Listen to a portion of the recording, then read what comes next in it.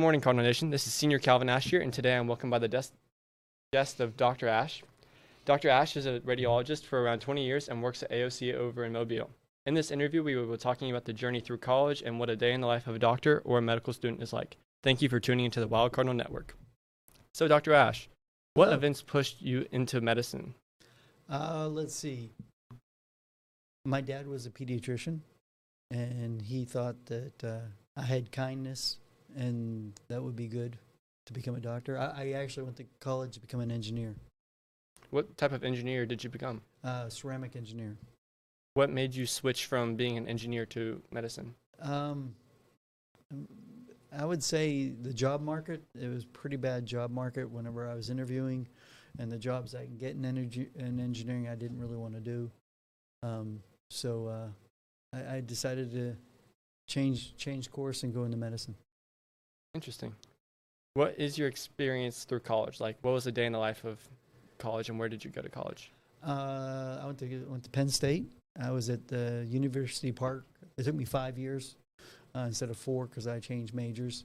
And college is fun. It's what you get out. You get what you put into it, and there's so many kinds of people there. There's so many different hobbies and interests, and you get a chance to kind of find yourselves and people you might be friends with the first 2-3 weeks. You find out that you have nothing to do with them a month later, and there's just a lot to do in college. And day in the life of college, well, I mean, if you want to do something with like a professional career later, you actually have to go to class. A lot of people try to not go to class, so I would get up, go to my classes. I would walk around campus. It's a huge campus, and grab a slice of pizza or try to meet up with some friends for a hoagie or something like that, and then do a lot of studying. And then the next day would start again, and then you throw in there some different things, whether it's playing intramural sports or going to sports or going to, they always had different movies on campus or off campus, and of course there's the whole, whether you want to be involved in any type of social life, a party or not party. I was fortunate that no girls wanted to go out with me, so that took care of a lot of I didn't have to spend money on that, and I had the freshman plague pretty much for all 5 years. Wow. That means the girls don't talk to you when you're a freshman. Oh, well, that's not as much fun, but so what was your experience as like a residential doctor or like in residency? Okay. So after you go through undergraduate, you go into medical school, and then after medical school, then you do your residency. And residency can range from 3 years long to 8 years, depending on what you want to do and how high you want to be specialized. Residence, you get a lot of responsibility. You work really, really hard, but you're working together as a team in the hospitals. So this is your chance to learn, and you try to take any responsibility that gets thrown your way, because once you're done with residency, there's no safety net. You have nobody behind you seeing if you're screwing up. So if you do get a chance to go to become a resident, take on any opportunity they offer you, any type of procedure they want you to do, or any type of patient, even if you're really tired, just try your best, and you'll learn a lot. Oh, okay. So what does a radiologist do on a day-to-day basis? Like, okay.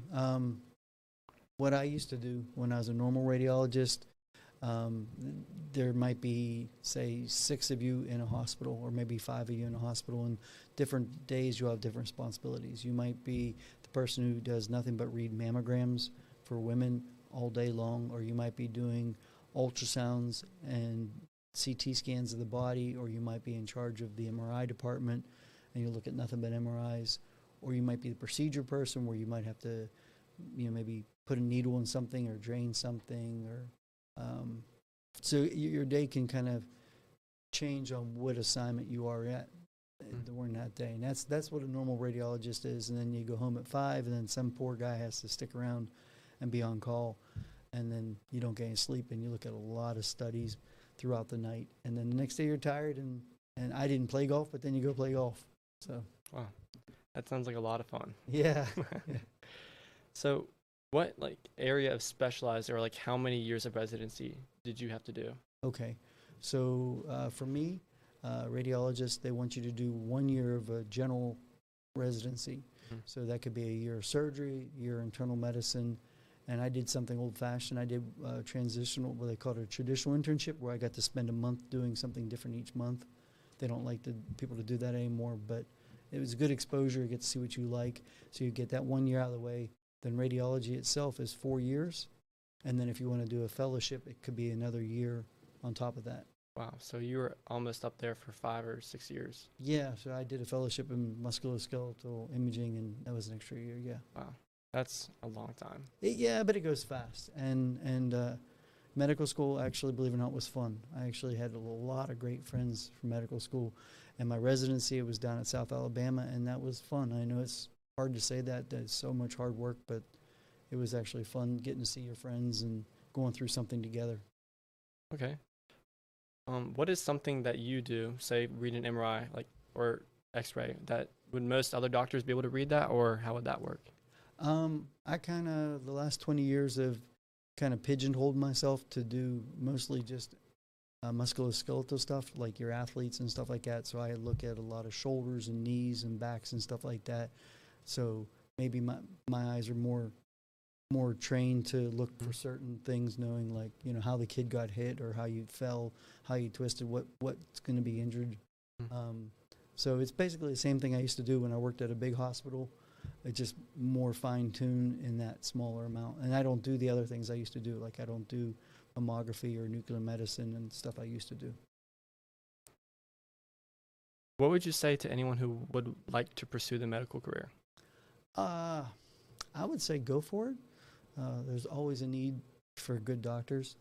And hopefully you're going into it for the right reason, and that's that you feel like you want to give back and try to help people. There are a lot of physicians who might go into it because they're smart and this is what they're good at. They can read, they can absorb books, and they can help people. And you need a lot of doctors that way, but you also need a lot of doctors who are just kind and compassionate and good listeners. You need a little bit of both. Unfortunately, there are physicians out there probably who are in it for the wrong reasons, and they get burned out real fast. So, but yeah. Let's see. When you were, I guess, in your residency, can you recall any moments that really stood out to you? Well, I mean, I would say one thing that separates me from other people is I'm an osteopath versus an allopath. An osteopath is a DO, an allopath is an MD.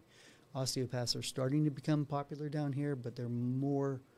When I went to school, there was only 13 schools in the country. Now they're popping up everywhere. And they just like you to treat the body as a whole. And they want you to take care of everybody as a whole, and not just give them pills. And I'd say one time that I was leaving a Super Bowl party, and Buffalo lost again, and I was walking down some steps, and I slipped on ice, and I hurt my back.